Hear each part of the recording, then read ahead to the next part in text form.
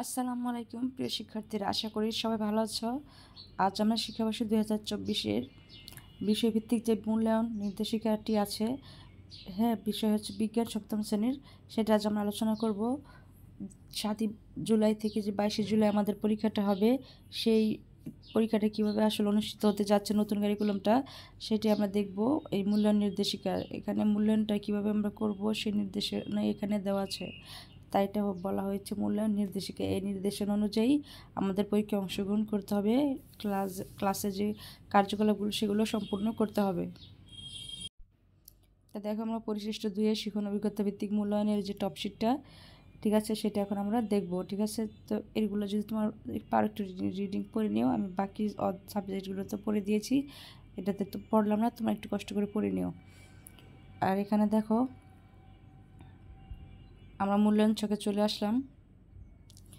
শিখন অভিজ্ঞতা শিরোনাম ফসলের ডাক, আর অভিজ্ঞতা নং 1, সপ্তম শ্রেণীর বিজ্ঞান। এখানে পারদর্শিতা নির্দেশক থাকে, এটা সবাই তোমরা জানো। এর আগের অধ্যায়গুলোতে আমি আলোচনা করেছি, আগের সাবজেক্টগুলোতে। আর এগুলো হচ্ছে চতুর্ভুজ, বৃত্ত, ত্রিভুজ, এগুলো হচ্ছে পারদর্শিতা নির্দেশকের মাত্রা। ঠিক আছে, আর যে শিক্ষণ কার্যক্রমগুলো পর্যবেক্ষণ করবেন, মানে শিক্ষক যে বিষয়গুলো আর কি পর্যবেক্ষণ করে তোমাদের নাম্বারটা বা পারদর্শিতার মাত্রাটা নিরূপণ করবেন, সেটা হচ্ছে যে এই যে এখান থেকে যে কাজগুলো আছে এগুলো কিন্তু দেখবেন। ঠিক আছে, ঠিকমতো করেছি কিনা এই কাজগুলো। তো আমি চলো একটু পড়ে দেখাই দিই তোমাদের, বাকিগুলো তোমরা নিজেরাই পড়ে নেবে। দেখো, এখানে পারদর্শিতা নির্দেশক আছে পিআই, এটা হচ্ছে পিআই নং, আর এটা হচ্ছে পারদর্শিতা নির্দেশক। প্রকৃতিতে বিভিন্ন বা টপিক বলতে পারো। প্রকৃতিতে বিভিন্ন ধরনের জীবের মধ্যে বৈশিষ্ট্যগত পার্থক্য চিহ্নিত করছে। জীবের বিভিন্ন বৈশিষ্ট্য চিহ্নিত করছে, সে এতটুকু পেরেছে, শুধু বিভিন্ন বৈশিষ্ট্য চিহ্নিত করছে, তার জন্য রয়েছে চতুর্ভুজ। বিভিন্ন জীবের মধ্যে বৈশিষ্ট্যগত ভিন্নতা চিহ্নিত করেছে, সেভাবে বৃত্ত। সংগৃহীত তথ্যের ভিত্তিতে বিভিন্ন জীবের মধ্যে বৈশিষ্ট্যগত ভিন্নতা চিহ্নিত করছে, সেভাবে ত্রিভুজ। তো আমরা সবাই কিন্তু জানি ত্রিভুজটা সবচেয়ে বেটার, তোমরা চেষ্টা করো ত্রিভুজটা পাওয়ার জন্য। আর এগুলো হচ্ছে শিক্ষণ কার্যক্রমগুলো পর্যবেক্ষণ করবেন, আমাদের ক্লাসে যে কাজগুলো আমরা প্রতিদিন করছি সেগুলো কিন্তু লক্ষ্য করা হবে, সেটার উপর কিন্তু মাত্রা নিরূপণ করা হবে। অনুশীলন বই পৃষ্ঠা 7, 8, 9 এর কাজ, অনুশীলন বইয়ের 12 নং পৃষ্ঠা। তো দেখো, যে পারদর্শিতা দেখে মাত্রা নিরূপণ করা যেতে পারে, এই পারদর্শীগুলো এখানে দেওয়া আছে। ঠিক আছে, তো তোমরা, এবং এখানে এই পাশে দেওয়া থাকবে যে ওই শিখন যে আমাদের কাজগুলো কার্যক্রমগুলো সেগুলো পর্যবেক্ষণ করবে, মানে আমাদের ক্লাসের যে কার্যক্রমগুলো চলে, জোড়াই কাজ, দলগত কাজ, আমাদের যে আনুষ্ঠানিক কিছু কাজ থাকে না, আমরা যে মেলা বসাই, বিজ্ঞান মেলা, তারপর বই মেলা, এরকম অনেক, যেরকম আমরা অনুষ্ঠান করি। তারপর জীবন জীবিকায় দেখলাম যে অনেক তোমাদের যে বাজার বসানো হয় স্কুলের সামনে, ঠিক আছে, তারপর বিভিন্ন অনুষ্ঠান করা হয়, স্বাস্থ্য মেলা তৈরি করা হয়। তো এরকমই কাজগুলোতে কী কীরকম করেছে সেগুলো উপর লক্ষ্য করে কিন্তু তোমাদের মাত্রা নিরূপণ করা হবে। আর সে বিষয়গুলো এখানে উল্লেখ আছে, কৃষির উপর দেখানো হবে। তো এরকমভাবে পর্যায়ক্রমে তোমরা এই ছকগুলো দেখো, যে এই পাশে কী কী পেজের কাজ করতে হবে বইয়ের, সেগুলো কিন্তু এখানে আছে। অনুশীলনী বই পৃষ্ঠা 14-15 এর কাজ দেখো। এই আরেকগুলো হচ্ছে পিআই কোড, এই পিআই কোড অনুসারে কিন্তু তোমাদের নাম্বার বা মাত্রা নিরূপণ করা হবে। নাম্বার তো ডিজিট ব্যবহার করা হয় না, ত্রিভুজ চতুর্ভুজ ব্যবহার করে তোমাদের এই মাত্রাটা নিরূপণ করা হবে। তো তোমরা একটু নিজ দায়িত্বে এগুলো স্ক্রিনশট দিয়ে রাখো, আমি পড়তে গেলে ভিডিওগুলো অনেক বড় হয়ে যাবে, এখানে অনেক কিছু আছে। ঠিক আছে, তোমরা একটু কষ্ট করে স্ক্রিনশট দিয়ে রাখো, অথবা প্রয়োজনে তোমরা ভিডিওটা স্টপ করে করে দেখে নিতে পারো। এখন দেখো, আমরা চলে এসেছি অভিজ্ঞতা নং 2, অভিজ্ঞতার শিরোনাম পদার্থের সুলভ সন্ধান। তো এখানে দেখো, পারদর্শিতার নির্দেশক আছে, যেমন চতুর্ভুজ, বৃত্ত, ত্রিভুজ আছে, সে অনুযায়ী আমাদের, এবং শিক্ষণকালীন কার্যক্রম পর্যবেক্ষণ সেটাও আছে। তো সেটা তোমরা এখানে অবশ্যই শিক্ষণকালীন কার্যক্রম পর্যবেক্ষণটা এখানে নাই, ঠিক আছে, কিন্তু বাকি যে কাজগুলো সেগুলো তোমরা করে নিও। এখন দেখো, শিক্ষণ অভিজ্ঞতা 3, অভিজ্ঞতার শিরোনাম হচ্ছে কোষ পরিভ্রমণ। কোষের যেই অধ্যায়টা সেটা এখন আমরা দেখবো। তো তোমরা একটু কষ্ট করে এখান থেকে যে অনুশীলন বই আছে, পৃষ্ঠা উল্লেখ করা আছে, কাজগুলো করে রাখবে। যদি করে না থাকো দ্রুত করে ফেলবে, কারণ ক্লাসের এই ছকগুলো পূরণ করলে, যেদিন যে ছক পূরণ করতে দিবে, যেদিন যে কাজটা দিবে, সেটা কেউ মিস করবে না। এতে কিন্তু তোমাদের মাত্রার পরিমাণটা কমে যাবে, তোমাদের মাত্রাটা কম দিবে। ঠিক আছে, এখন দেখো অভিজ্ঞতা নং 4, অভিজ্ঞতার শিরোনাম সূর্যালোকে রান্না।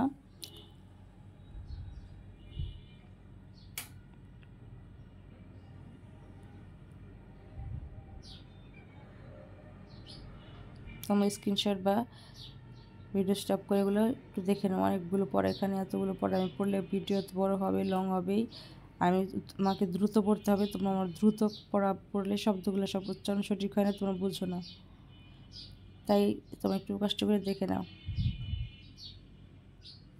কি দেখবে? অভিজ্ঞতা নং 5, শিরোনাম হচ্ছে অদৃশ্য প্রতিবেশী, মানে এই অদৃশ্য প্রতিবেশী হচ্ছে অধ্যায়ের নাম।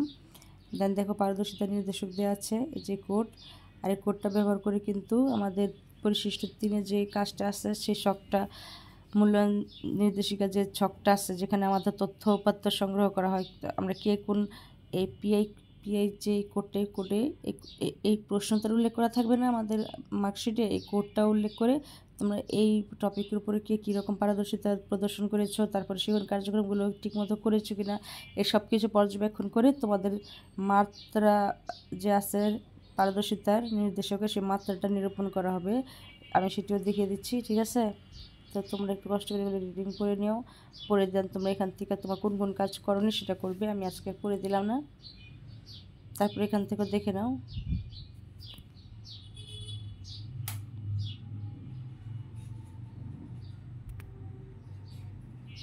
এখন আমরা দেখবো শিক্ষণ অভিজ্ঞতা নং 6, অভিজ্ঞতার শিরোনাম হচ্ছে হরেক রকম খেলার মেলা।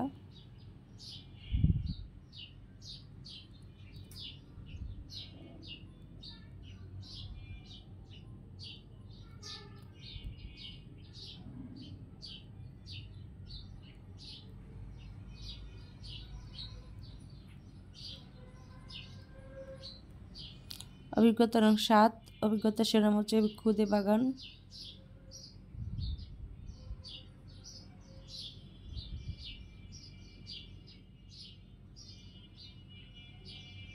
তো খুদে বাগান বা টেরারিয়ামের যে কাজগুলো, একটা টেরারিয়াম কিন্তু তৈরি করতে হয় যে কাচের বক্সের মধ্যে, ঠিক আছে? একটা কাচের বক্স অথবা যে কোনো একটা আমরা বয়াম ব্যবহার করতে পারি সেই বয়ামের মধ্যে কিন্তু মাটি সংগ্রহ করে সেখানে গাছপালা, ছোটো ছোটো গাছপালা লাগিয়ে এটা কি বলা হয়? খুদে বাগান বা টেরারিয়াম। আমি দেখেছিলাম ওখানে তৈরি করেছিল আমার স্টুডেন্টরা, তাই তোমাদেরকে বলে দিলাম এই কাজটা কিন্তু অবশ্যই সবাই করে রাখবে এই অধ্যায়ে। এখন আমরা চলে এসেছি অভিজ্ঞতা নং 8, অভিজ্ঞতার শিরোনাম ভূমিকম্প।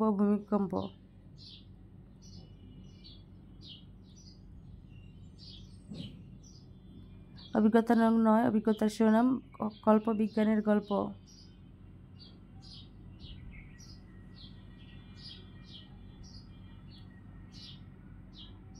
অভিজ্ঞতা নং 10, অভিজ্ঞতার শিরোনাম পানির সাথে বন্ধুত্বতা।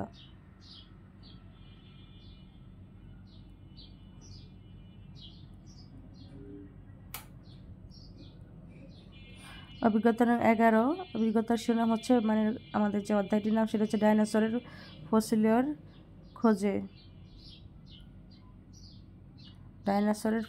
খোঁজে। এই অধ্যায়টি থেকে এই বিষয়গুলো তোমরা অনুশীলন বইয়ের যে কাজগুলো সেগুলো পৃষ্ঠা দেখে দেখে কাজগুলো কমপ্লিট করে ফেলবে।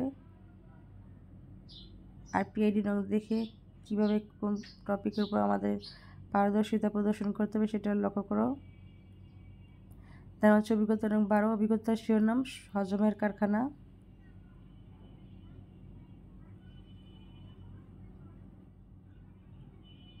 অভিজ্ঞতা নং 13, শিরোনাম রুদ্র প্রকৃতি।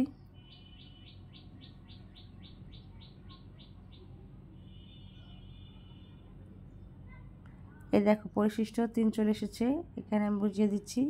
এই দেখেছো আমাদের পিআই কোডটা ব্যবহার করে এখানে মাত্রা নিরূপণ করা হয়েছে নাম অনুসারে। দেখো যে বৃত্ত পেয়েছে তাকে বৃত্ত দেওয়া হচ্ছে, যে ত্রিভুজ পেয়েছে তাকে ত্রিভুজ, চতুর্ভুজ দেওয়া হচ্ছে, মানে কে কীরকম এটার মধ্যে পারদর্শিতা। এই পিআই কোডের মধ্যে মানে পিআই কোডের মধ্যে যে প্রশ্নটা ছিল বা টপিকটা ছিল যেটাকে বলা হয় পারদর্শিতা নির্দেশক, যে নির্দেশনাটা দেওয়া হবে সেই নির্দেশনার মধ্যে যেরকম সবচেয়ে বেস্ট তোমরা প্রদর্শন করতে পারবে, তোমাদের অভিজ্ঞতা তোমাদের জ্ঞান কাজে লাগায়া তোমরা নিজেদের একটা অভিজ্ঞতা টিচারদের সামনে উপস্থাপন করবে, সেটাই তোমাদের টিচাররা দেখে দেন এখানে তোমাদের চতুর্ভুজ ত্রিভুজ দিয়ে তোমাদের মূল্যায়ন করবেন। তো এই কথাটি এখানে বলা আছে। তো এই শিটটা হচ্ছে তোমাদের জন্যই, টিচাররা সংগ্রহ করবেন এখান থেকে এবং তোমাদের জন্য এভাবে মার্কশিট পিআই প্রযোজ্য, পিআই অনুযায়ী তোমাদের মার্কশিটটা তৈরি করা হবে, তোমাদের উপাত্ত তথ্যগুলো সংগ্রহ করা হবে। আর এটা হচ্ছে উপাত্ত সংগ্রহের ছক। তো চলো আজ এই পর্যন্ত। ভিডিওটি তোমাদের উপকারে আসলে অবশ্যই লাইক কমেন্ট করবে এবং সাবস্ক্রাইব করতে ভুলবে না, যেন যখনই আমি ভিডিও ক্লাস বা এরকম ভিডিওগুলো পাঠাই তোমরা যেন দ্রুত পেয়ে যাও। তো আজ এই পর্যন্তই, সবাই ভালো থেকো, আল্লাহ হাফিজ।